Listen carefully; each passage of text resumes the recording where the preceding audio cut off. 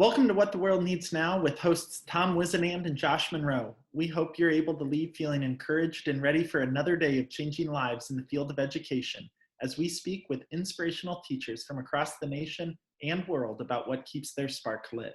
In this episode, Beth Deacon, a Sanford Teacher Award winner from Iowa, shares her passion about getting to know each individual student and a little about her soon-to-be-released book, 7 Doors In. Without any further ado, Beth Deacon. Well, Beth, thank you so much for being with us tonight. For our listeners who don't have the privilege of knowing who you are, will you just tell us a little bit about who you are? What's your role in education? Almost like a 30-second elevator pitch. Well, first of all, thank you for having me. I really appreciate it. I am from a small town in the Upper Peninsula of Michigan. And, I've been asked this question a few times now, and I can talk about, who I am as a teacher or an author, but I think it's more important to talk about my values because that's what I live by. I was raised by parents that were very, very strict. When I was in kindergarten, my father was already telling me that I was going to college. It wasn't an option. And on weekends when my friends were out doing stuff, I was either on the roof changing everything out, or I was mixing cement to help build a sidewalk, or I was changing a tire on a car or plowing snow or something like that, because my father really believed in having a very strong work ethic. I always have treated people with respect, everyone, because again, my parents always felt like everybody's different, but that's good. It's good to be unique. It's good to be different. And we need to look at people in that way and give them an opportunity to be who they are. So when I think about things like that, I use those in my classroom. I always tell my students that it's important to be unique and to be who they want to be. I stress work ethic. I think it's really important to have a strong work ethic. I stress the importance of education, and not that I feel like kids have to go to college, but I think it's important for them to still get educated. And when I'm in the classroom, I might be a math teacher, but I teach more about life, about being accountable and teamwork and leadership and success, and that it's okay to fail. We learn from that and we move on.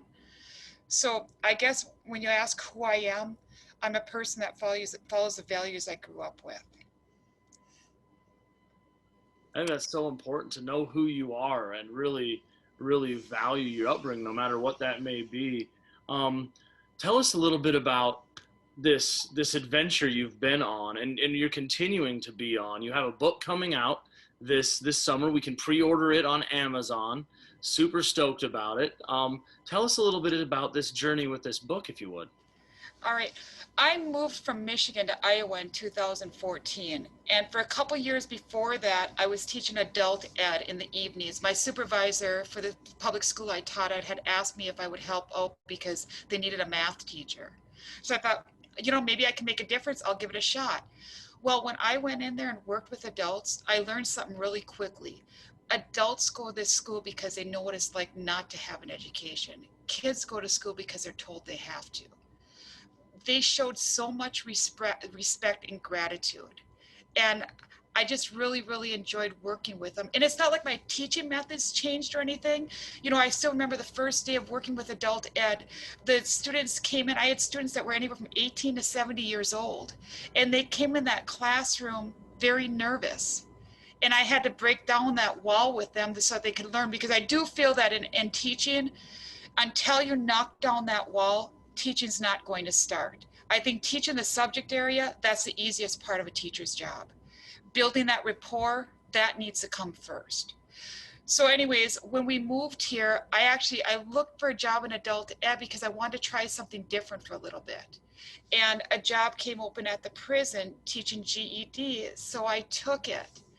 And, I think back to my first day walking in there, so many people have asked me, were you nervous? Were you scared? And the answer is no. I went in there with the attitude that these are my students and I'm their teacher and I'm going to help them reach their potential. And I still remember the first day I was sitting up at my desk, and the way the school was operated at that time is the men would get packets and they would just work on the packets. And if they needed help, I would help them. Well, one of the men raised his hand and said he needed help with math. And I said, I'll help you. So I went and sat down next to him. and he had headphones on. He took one of the ear pads away, and he sat there and listened to me, and I explained to him how to do the math problem. And then I said, I'd like you to do one with me now. And he kind of looked at me, and I said, yeah, I just want you to explain it to me so I make sure that you understand it. Well, when he did that, he took the other headphone off then, and he sat there and he listened. And when he was done, he looked at me and he said, you're not scared. He goes, why is that? He goes, how can you be in here knowing that you're with rapists and murderers and kidnappers and that? How can you not be scared? He goes, you're not scared. And I knew the other guys were listening, and I just looked at him and I said, you know, you're my students. Why would I be scared? I'm here to help you. I'm not asking anything from you except for that you do the best you can. There's no reason for me to be scared. I really think, and I didn't realize it at the time, but as I was going home that night, I realized that really meant something to them, because they knew that I truly was there for a reason. It wasn't about getting a paycheck or anything like that. It was more about the fact that I truly wanted to help them.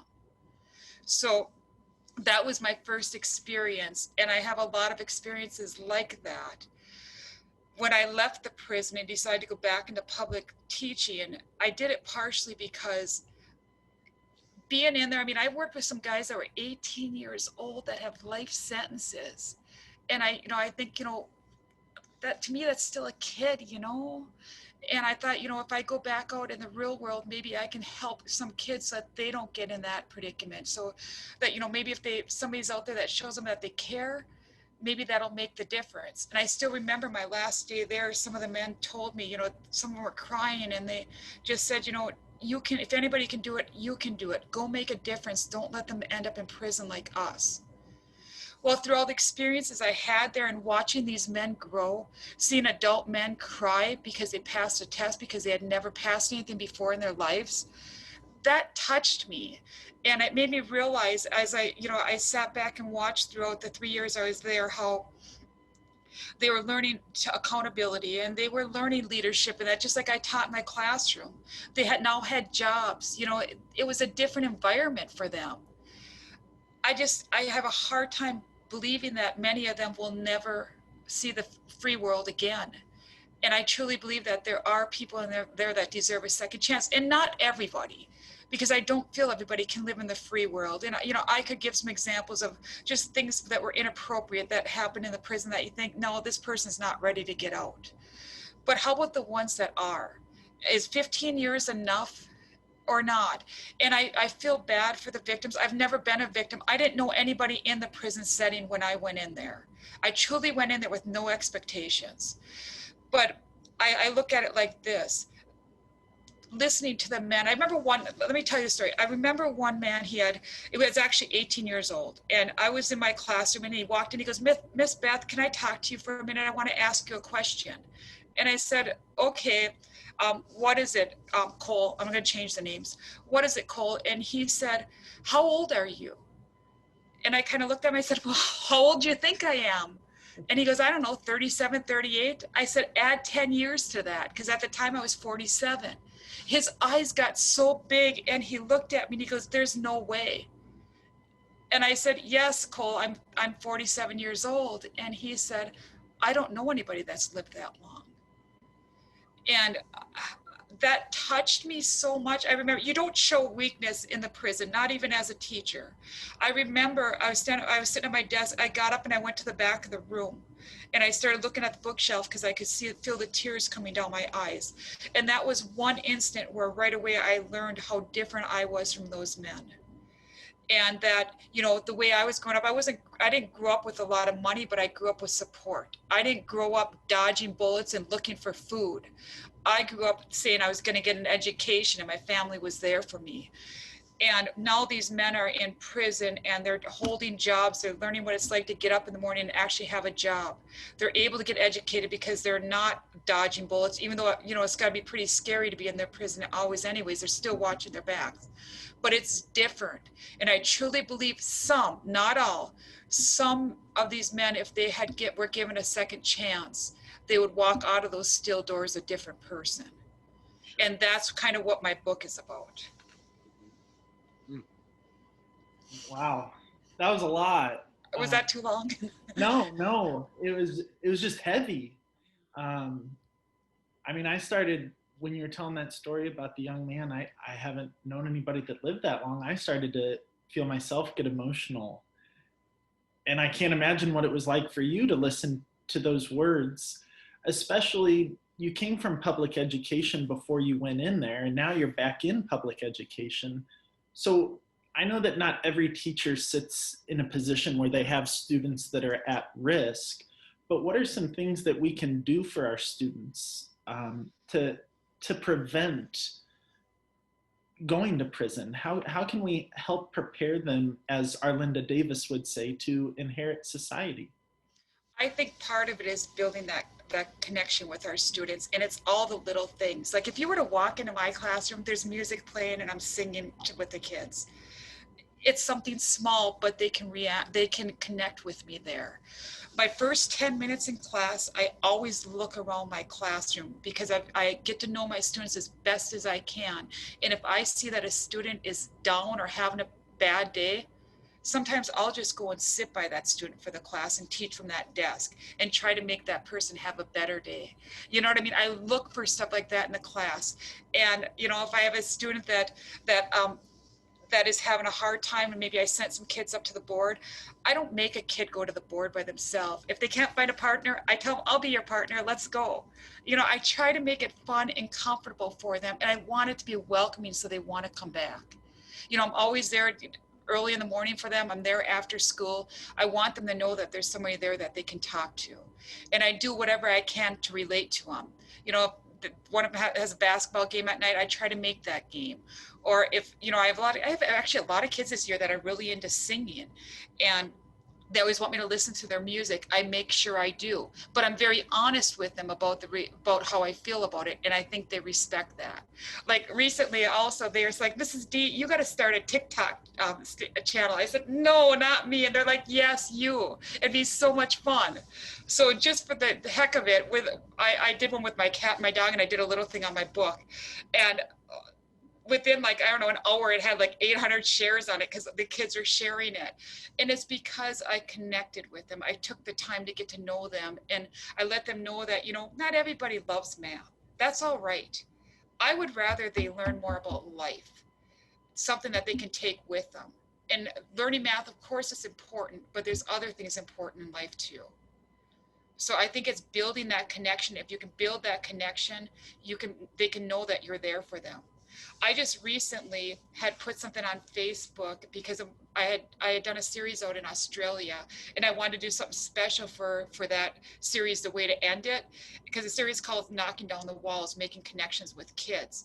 And I just put something out there. I sent something to a few students that I had in the past, and I said, "Hey, if you wouldn't mind, could you write down something, or do it?" Actually, it was a little video. Could you do a little video of how you felt you connected with me? What was it that you felt made that connection?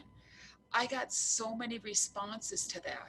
And a lot of it was about the fact that, you know, you treated us like adults in a way, and you, you weren't a dictator in the classroom. We made decisions together. You did different things with us. You know, you were fun when we walked in the classroom, you're always smiling. It was just, there's a bunch of little things that I got out of that. And I thought that was really cool. It's just all about the connections. Even now, I do a lot of incentive work with the kids. Like I I remember when I first came to the school I'm at now, a lot of people had told me, "Do you really want to go there? You know, that's not the best school to be in." And I thought, you know, then I definitely want to go there, you know. And I went there, and I remember at Thanksgiving time sitting down right before break, I said, "You know, you guys," I told them what I had heard, and I said, "I don't get it. You guys are so respectful. When I ask you questions in class and that, you do so well. But when it comes to standardized testing, your scores are poor. What is the deal?" And they said they didn't care about the tests. And we had a little talk about that. And I said, "You know, I'm going to show you how much I care. I don't know what I'm going to do right now, but I'm going to do something. And you're going to, in return, I need to see you guys do your best on your tests." Well, my daughter had asked me if I would take her to an Ed Sheeran concert. She had never gone to a concert before. And I said, "Okay, let's go." It was in St. Louis. And she had asked me like 3 months in advance. And in my head, I started thinking over Thanksgiving, you know, what if I asked a few of the kids um, to go with me. If we get 30 kids that improve on the test, I'll put some names in the hat, I'll buy some tickets, and I'll take them with me. So I went to the principal and told him what I wanted to do. And he said, no. And I said, what do you mean no? And he said, because I want to add some tickets. I want to buy some tickets too. And then we did an assembly and some other teachers pitched in. And then I thought, well, what else could I do? So I called Ticketmaster and I said, listen, this is what I'm trying to do. Can you help me out? And this lady that answered the phone said, I really don't, I'm not the person you would talk to. I don't know who you talk to. Well, 45 minutes later on that phone call, she gave me the next number. Short story, I'll give you a short story through this. I went through that 5 times before I got to Mazzina Tours, and they ended up giving us 50 tickets. And then I went and talked to the Rotary, the Lions Club, local organizations, and that they paid for the bus for the kids to have something to eat, to get them t-shirts and just so that they could have a good time, some snacks on the bus and that. And they had a blast and the scores went way up. I remember listening to kids outside of class telling their friends, work really hard, maybe we can go to the concert, because most of the kids in this area really don't get out of the area. But it's things like that I've done. I remember one year we tried out for Deal or No Deal as a team. And I was teaching at a small school of 15 kids per graduating class. And it ended up, the administrator was involved in it. The kids are involved. We had kids outside of the classroom involved. Parents were involved in it. It was just something fun to bring everybody together, So I like to do stuff like that. Bringing Eddie Louisi from Good Morning America to our school, and Terrence Gordon, the filmmaker that is doing the movie about my book. He came out and he's done some videography with the kids. Let him use his red camera and, showing them how to do videography and that, and just talking with them and that. Just kind of neat, That's really cool. Those are experiences that they will never forget. They will never, ever forget working with the movie maker, going to concerts, having fun, enjoying you as their teacher. They'll never forget that. Have you ever seen the movie Freedom Riders? I have not. You're going to have to watch. I need to see that. I can write it down. Yeah. Hilary Swank, it's based on a true story, but Hilary Swank plays the teacher, and she works in this low-income, high gang violence school. But what you're telling reminds me exactly of that movie. She just goes in and invests in these kids, tells them how much she loves them, but doesn't just say it, proves it with the things that she does. And the way that you're talking reminds me exactly of her. It's awesome. Cool. That's awesome. I'll make sure I watch that. Thank you. Another thing that really strikes me is you're teaching, but you're just valuing the humanity of each and every student. And I'm wondering if there is some kind of parallel between showing the value of humanity to inmates in a penitentiary and showing students in the outside world at a high school or even an elementary level the value of humanity in education. I think it doesn't matter who the student is, it's how you treat the student, whether or not they're going to work for you and whether or not they're going to excel at what they do. I think that's really important. And when I taught at the prison, I didn't teach any different at the prison than I do in the regular classroom. Yeah. And if I could tell you another story, when I was teaching at the prison, after the first year, we moved to a new prison. And when we moved to the new prison, our education programs changed. I was the only teacher in there, but we went to teaching traditional classes. So I had math class, I had writing class, I had history class. Now remember, I'm a math teacher, so teaching writing was not easy for me. And I remember one of the men coming up to me one day and he goes, Miss Beth, he goes, when you're teaching math, you just light up. He goes, but you're not like that when you teach writing. And that really bothered me. It motivated me to do better, And I remember I was doing these DOLs where the guys would write, I would give them a sentence and they'd have to make corrections to it, okay? And the first time I did that, I gave them each a sentence to do. And I said, who wants to go up to the board and show their mistakes? And nobody raised their hand. I go, well, you can go with your partner, that's fine. And nobody still raised their hand. So I said, okay, today I'll do it. But, I'm hoping in the future that you guys would do it. So that night I went home, I'm like, how am I going to get them to get more involved? So the next day we had class, I had a sentence written down on a piece of paper for each group. They had them in groups of 2. And mind you, I did not let them separate who they wanted in the class either. I had a seating chart.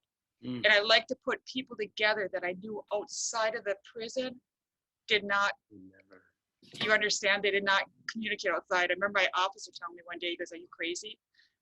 He goes, "This is what you want for a seating chart?" I said, "Yeah, it'll be fine. It'll be fine." And it was. But anyways, so when we came back into the classroom, I gave them all a piece of paper. I said, "Don't write your name on it. Just you and your partner correct it, and then we're going to move on." So like they corrected it, and I collected it. And then I handed them out a different one. And I said, "See if there's any corrections you want to make on this one."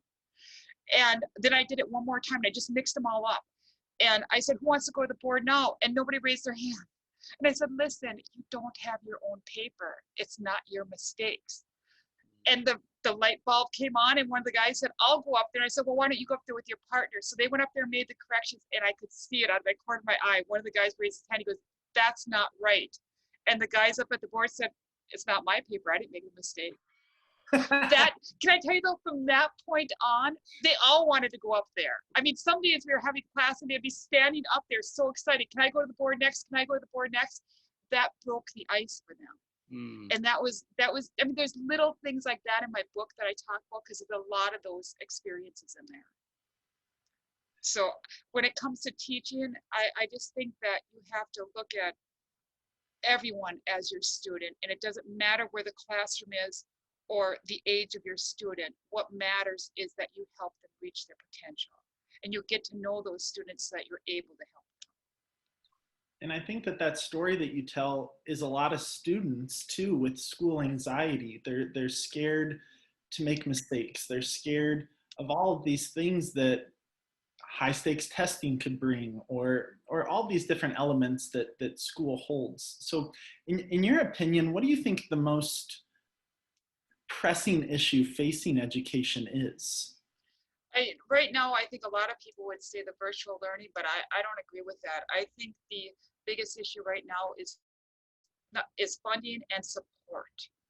I think we need to find a way to get parents to want to come into the classroom.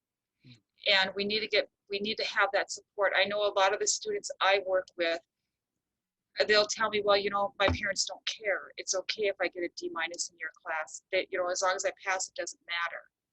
So actually, myself and the instructional coach for our school have been talking, and what we would like to start doing, and we would have started it this last summer if we weren't shut down, is we would like to start bringing parents in. And what I mean by that is, I teach all freshmen right now. I'm teaching freshman algebra.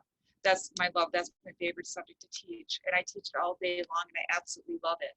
But what we would like to do is we would like to, when the 8th graders have their orientation with the parents and that, talk to the parents about maybe come into the classroom for a couple of days in the summer. And I look at it like this: if I can get 1 or 2 parents through that door and do a little bit with them with math, know their whatever level they're at, and see how we connect, maybe they'll have so much fun that maybe the next week they'll bring another parent or another one. And throughout the years, we can build that up. And once we can get the parents to come in the classroom for that, then maybe they'll come in the school for their kids. So I just baby steps, but trying something to get more parents to walk through that door, because I do think that's a big issue. It's just education isn't valued. I think about when I first started teaching to now. When I first started teaching, I always did feel like, I'm the teacher, you're my student. You don't need to like me. You just need to learn. I don't feel that way right now. If my students are going to learn, it's because they built a rapport with me. So I learned a lot over the years. The relationship really comes first. Yes. It has to be there for authentic learning to take place. And you mentioned when you started, maybe it was a little bit different. Has there ever been a time where you've really questioned going into education? And then how did you get that spark back? What made you want to continue in education? The hardest part for me with education is when I have a kid say that he's happy to get a D-. He's happy to pass. Because there's more to the kids than that. And that bothers me. And there's been times where I thought, is it really worth it when a kid, you're trying so hard to build that rapport and a kid is just happy to get a D-? I struggle with that. But I also realize that I love my students. I love these kids, and I can't give up on them. There are days when I just think, oh my God, what can I do to change this? But then I realize I've got to figure something out because they're my students. And, when they're in my classroom, I feel like I'm their mother. You know what I mean? I have to take that role, and I can't forget about them. So that comes back in my head, and that's my motivation to keep going. And you said that at the beginning of your career, it was kind of like my way or the highway. And now it's different. Now it's about building those relationships. Was there a time in your career that you had that switch flip? Because I think it just happened slowly. Because I actually thought about that. Over the years, I've been asked this question before also, and I thought, when did that happen? And I just think you learn as a teacher, and baby steps, you just grow as a teacher. And I think it developed as it went along. But my parents were very strict. I could not imagine talking back to a student or a teacher when I was in high school. That just wouldn't happen. And even like I said, I don't believe everybody needs to go to college, and that changed with me too, because I was raised when I was in kindergarten. Like I said, my father made it very clear to me that I was going to college. It wasn't like, if you go to college, it was when you go to college. So I grew up with parents that believed you respect your elders, and that's kind of the mentality I had when I started teaching. Again, we all grew up in different environments, and that was something I had to learn. It's nice to hear that there was that transformation, because usually it's the other way. I seem to think is teachers come into the field and trying to get your feet wet, trying to figure things out, and hearts harden a little bit. So it's nice to hear that you kind of went the other way. You figured out how to connect with your students at a deeper level. I learned so much from my students. I'm actually writing a second book called 7 Doors Out. And it's to help kids thrive in school. And it's all the different things that my former students have told me that they wish they would have done this in high school, or not worried about that. Should they have dated or not dated? Worried about their hair and their clothes and that. I talk about all that in the book. And it's just a small book. It's 50 pages because I want kids to read it. And then it also talks about, what they want to do after high school, that, start having a vision in high school. Start applying for scholarships at an early age. I didn't know that, but you can apply for scholarships when you're in 8th grade. There's all kinds of scholarships you can apply for out there. And I want kids to understand that. Don't wait. Let's start now. Start looking at your future now. Absolutely. So important. So important to start looking at that future, not wait. The last question we ask every episode is, what does the world need now? Beth, you've had a ton of amazing experiences, and you've shared them with your students. What does the world need now, in your opinion? I think we need love. I think we need to come together. Yeah, I think that's an important thing that the world needs is love and empathy and the understanding. And that's why, again, with the second chances too, I think, can we open our heart and give some people a second chance and look at how they were raised and how they've changed? Can we open our hearts a little? Maybe we can, maybe we can't.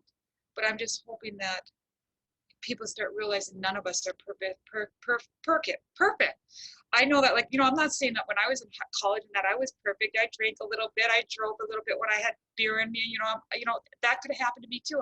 I could have killed somebody. Some people got a bad break, and I get that.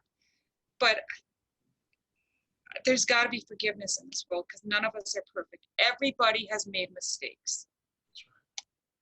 Beth, I have loved listening to you, and thank you for sharing your experiences with us. And your book is ordered on my part, and I can't wait to order your second book, and we'll be looking for this movie. And just thank you for providing the inspiration to Josh and myself and the people who are around you, and the people who are looking for that, that you did in prison. And just keep up the amazing work. This has been incredible. Thank you so much. Thank you again. And don't forget, go watch Freedom Riders. I will. I wrote it down. I will do so.